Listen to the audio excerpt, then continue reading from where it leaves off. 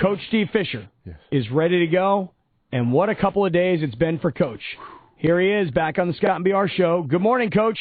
Hello, Scott, BR. Boy, what a weekend, Coach. Fantastic, Congratulations. Coach. Yep. Thank you very much. It really, really was.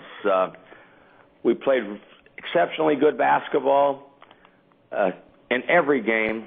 The Vegas game, and I know, Scott, I saw you up there, was a great win for us. And once again, like our previous game in Las Vegas against UNLV, it went right down to the last 30 seconds of the game, and we were able to pull out a victory. And then against BYU, we had as good a game as we played all season collectively, very focused and determined.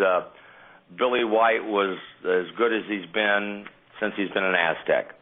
Coach, I couldn't agree anymore that Billy White had his best game as a San Diego State player in his final game during the season. Obviously, there's the NCAA tournament to come. In his hometown, in the most important game of the year.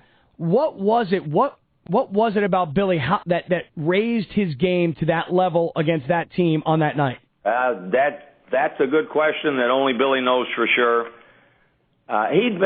He played well both in Vegas and Utah, and had really played well the last few games. Sometimes numbers don't reflect quality of play. He had great numbers against BYU. Had 7 offensive rebounds. That's Mountain West Conference season for him before, and played very focused and determined. And we saw Billy White that we've seen that before. So I'm hoping that we can get that now for this next event when we head out to Houston or to Tucson. No, to Houston, Coach. Right on. You said it. I've got Houston on my brain, don't I? Right on, Coach. Let's go all the way, buddy. Coach, I want to ask you about this game against BYU, and we'll kind of make our way into what happened yesterday. But, you know, in the previous game before San Diego State took on UNLV, you know that Jimmer Fredette had put up 52 points. In fact, at one time during the game, the players were in the stands watching. And it got to a point where when he broke 52, when he broke 50, he got to 52, and then he got pulled out of the game. It didn't matter if you were a San Diego State fan, a New Mexico fan, a BYU fan, a Vegas fan. You had to stand and cheer for the performance that Fredette just had. Did you think that maybe he'd spend it all on Friday and wouldn't have it on Saturday? No, I never feel that way about Fredette, as good as he is, and the way he can just all of a sudden look like he's a man amongst boys with his ability to score. I was hopeful that he wouldn't shoot it, obviously, the way he did against New Mexico. But he had done that before against us, maybe not quite to that level, but he's a special player, without question, and we did a good job on him. Coach, did you have anything that was a real change from the way you approached the BYU team that caused this different result this time? Not really, to be honest. We tweaked a little bit, but not a lot how we played them in Viejas Arena when the other guys lit us up. When what we call corral, some people will call double team, we only did that with our post player, Malcolm Thomas or Brian Carwell. And then we went back to what we did in the first game. We switched one through, everybody else that set a ball screen for him, we switched it. And we varied who guarded him to start with. We had Billy on him and Kawhi on him and Chase Tapley on him, which is what we did in the last game. Talking to Coach Steve Fisher this morning, who got to cut down those nets in Las Vegas, win the Mountain West Conference tournament.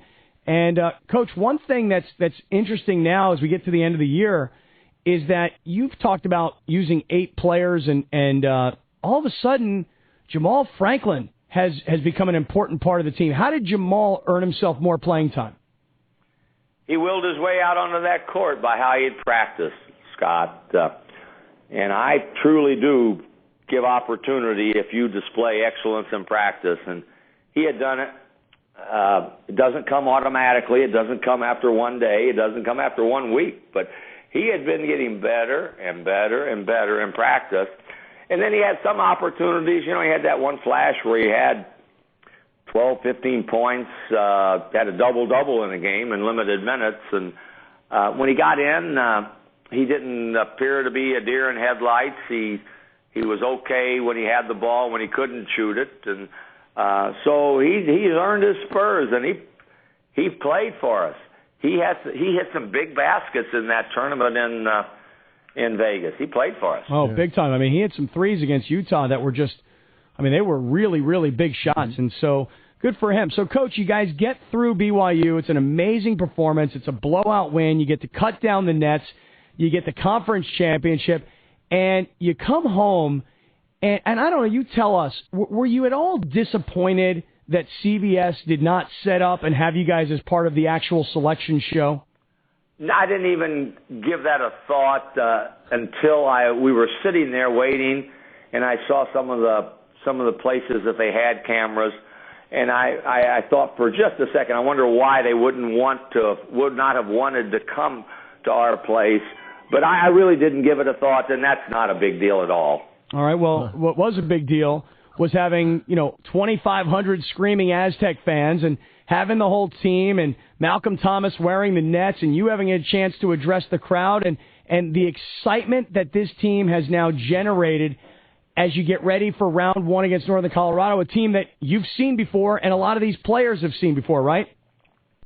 Well, for sure, some of our kids, when DJ and Tim Shelton and Billy White were freshmen, they brought a team in here, Northern Colorado, and our players and fans probably thought, well, who are they? And they beat us on our home floor and beat us soundly. They outcoached us, outplayed us, outfought us. And DJ made reference to that to some media people because they got back to me. The following year, we went up to their place, and we got revenge. We beat them at their place. But our kids, our older kids, remember and know the three I mentioned. They were part of the process. So, and that's probably good for us. And Coach, when you're coming out of the conference championship tournament and you win the championship, does it add momentum going into this game with Northern Colorado, or does it stop and then it has to restart itself all over again for the NCAAs? I think that when you get into the NCAA tournament, it's a whole new animal, a whole new process. To be honest, not unlike the start of a conference tournament. In the conference tournament, those teams that struggled and finished middle of the pack when they thought they were winning, or in the bottom and they thought they were good, they get a new lease on life. And you see upsets in conference tournaments. You see teams that hadn't played well, all of a sudden they catch fire and play well. Same thing happens in the NCAA tournament.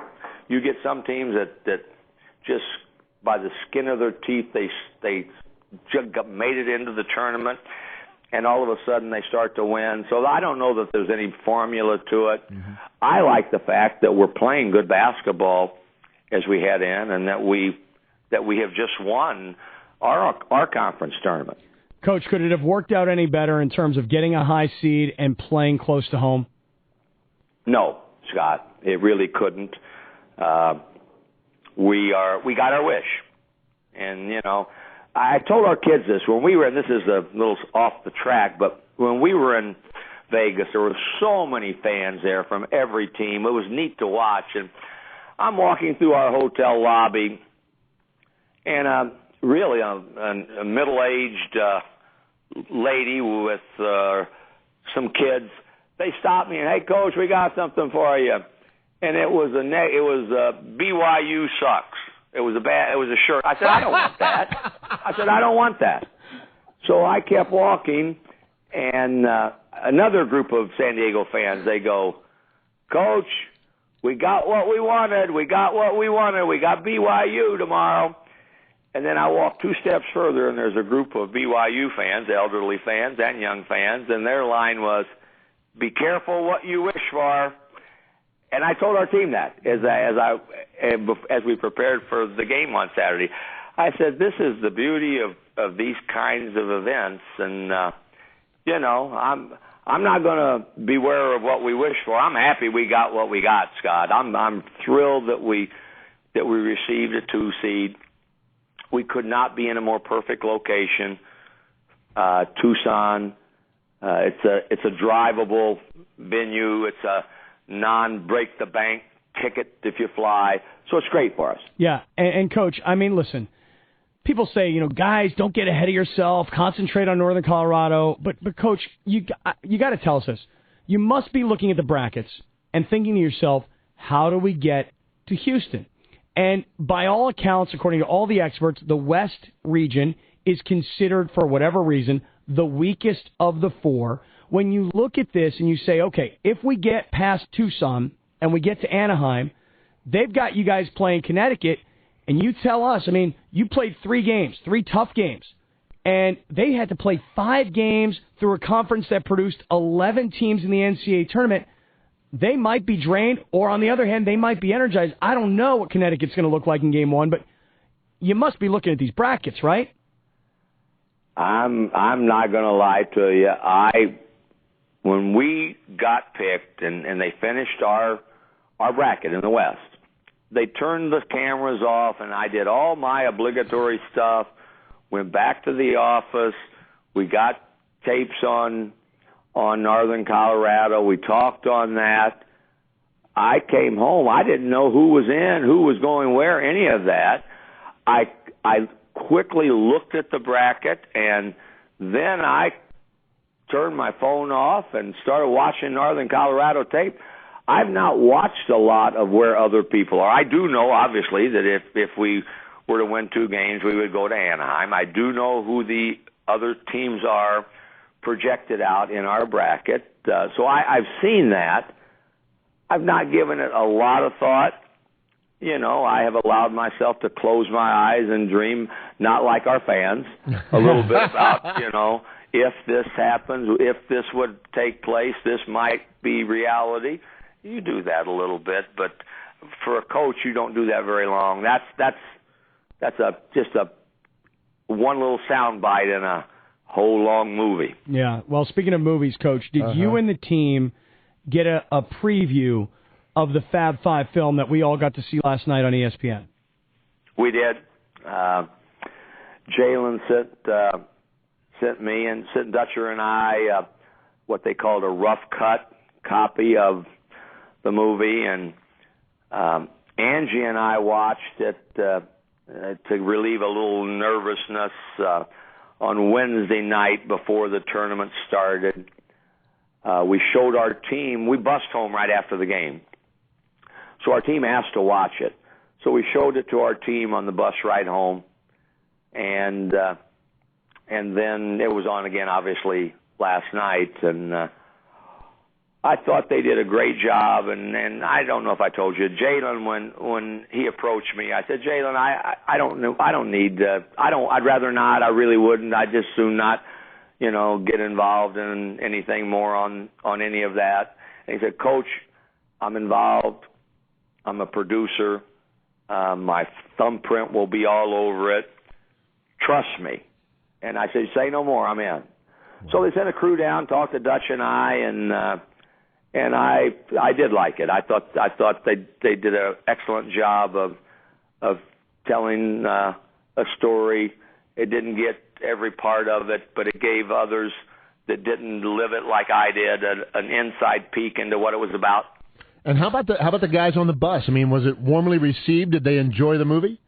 They did. They really, really liked it. And, Carwell, who loves to talk, he's walking off the bus with his fingers crossed 5 times. He says 5 times. That was a little piece of, don't call us the Fab Five. Yeah. It's 5 times. And they liked it a lot. Well, if it were me and I were a player on this team, I'd be saying to my teammates, hey, guys, look, if we didn't know other than just kind of the periphery, of, hey, Coach Fisher, Coach the Fab Five, and Dutcher helped recruit him and all this kind of stuff, we now know who our coach is more historically and what he's been through and the highs and lows. Guys, we are playing for the guy. And I don't know, Coach, if you feel that way at all, like maybe there's even a greater respect for you and Coach Dutcher. Scott, I don't know that had any that's at all a part of what they got out of the movie or anybody got out of the movie. I love our team. I do believe that there is mutual respect between coach-player, player-coach, an appreciation for one another and what goes into doing what you do.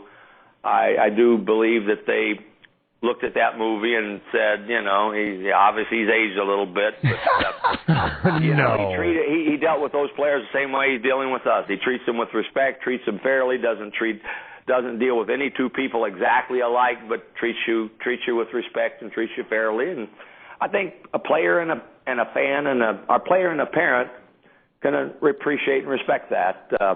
And I think we've got that. I think we've had that since we've been here, though. Yeah, but I got to tell you, Coach, I thought the film, and I didn't realize, because, we're about all the same age, with those guys, and I didn't realize that Jalen was kind of the ringleader, that Juwan was the top recruiter, that Chris was kind of offended by the business side of it all, the way he was at an early age. I mean, I just learned so much about those guys. And, King and the other young man, his name just escaped me. Jimmy King and Ray Jackson. Those are the two forgotten guys, sadly enough. But they were a huge, huge part of the Fab Five.